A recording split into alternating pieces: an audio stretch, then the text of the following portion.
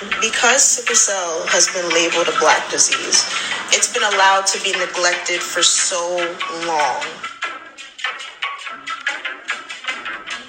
A voiceless community sheds blood more times a month than my veins would like to agree.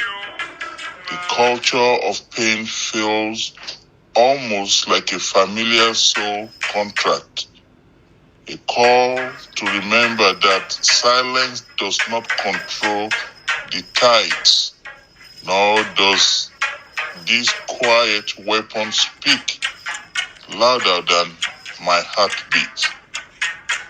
My Africa, oh Africa, we are not invisible beneath this sickled earth. This death back to dust, back to these bones passed down by my ancestors. Speak to me more than these forced silence. Scream to me the agony you keep tucked in your cells. Whisper to me the dreams the sickles hatch on the farmlands. Whatever you do, just make sure to choose the loud sunrise over the silence of the crescent moon.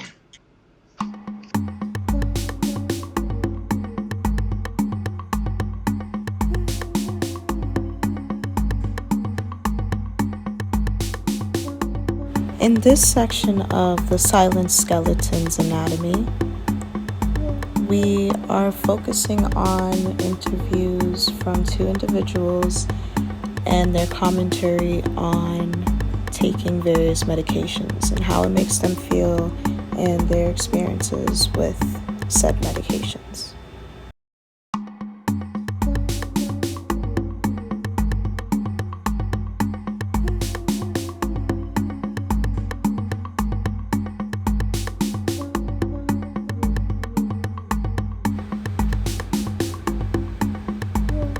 After the painting Shackled in Sickles by Poet Her Silence, my people wet and bloody.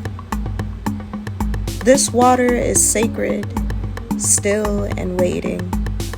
It welcomes this blood as sacred grace.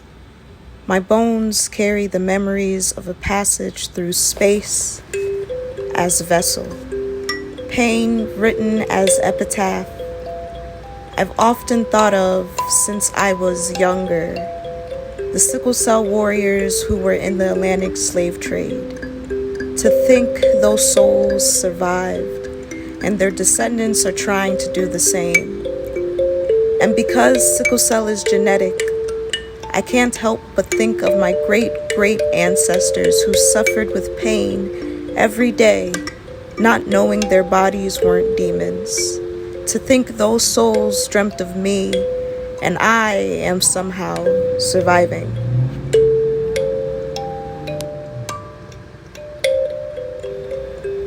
What shame have we harbored in our blood?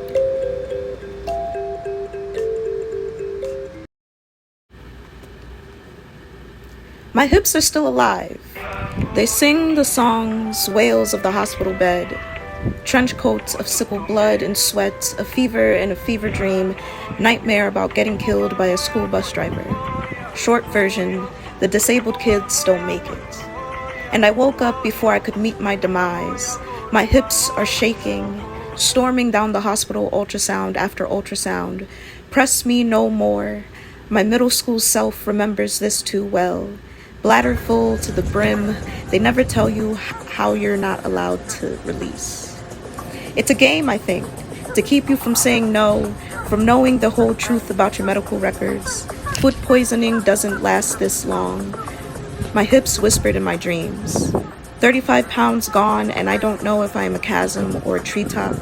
Where are they, you ask? Somewhere distracted, relearning how to dance. How has the sickle cell disease timeline made warriors find their voices.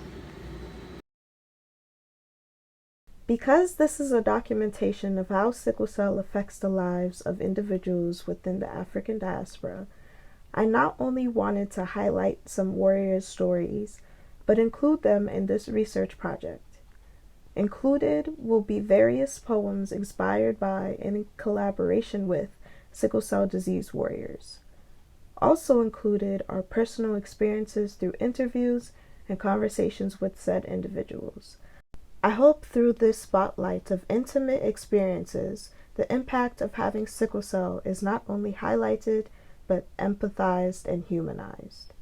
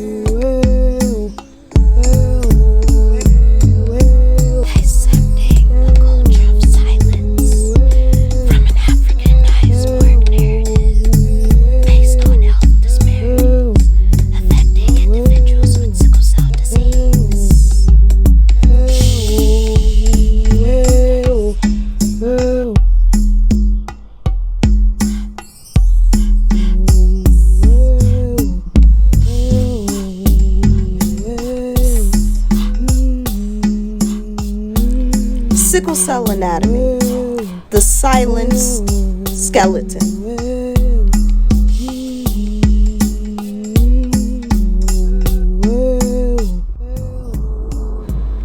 Thank you, Hertz Nazir, for inspiring a new generation of artistic sickle cell warriors.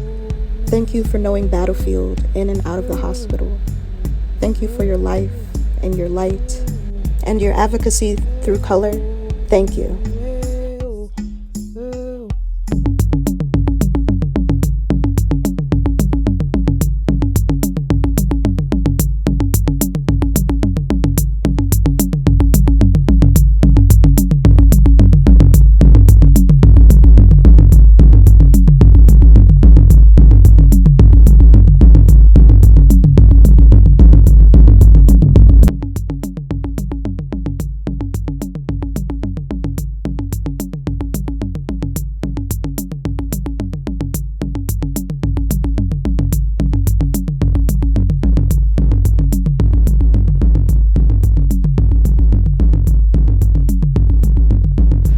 Thank you. A production made by Catharsis from Healing Through Artistic Mediums, LLC. We do not own the rights to the music featured.